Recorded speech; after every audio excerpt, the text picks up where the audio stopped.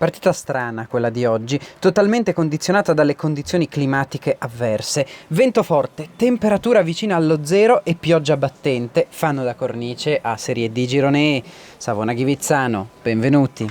Due azioni fotocopia cagionate dalle condizioni del campo. Prima Giordani spara alto, poi Glarey dalla parte opposta del campo si fa fermare dal portiere.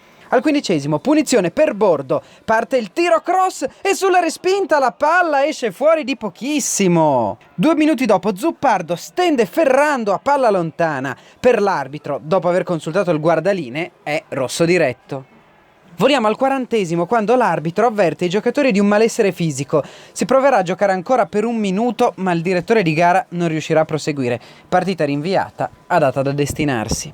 Peccato perché era una partita che poteva riservare delle emozioni, peccato perché per il regolamento dei dilettanti si dovrà ripartire dal primo minuto 11 contro 11 e quindi per il Savona un'occasione veramente sprecata.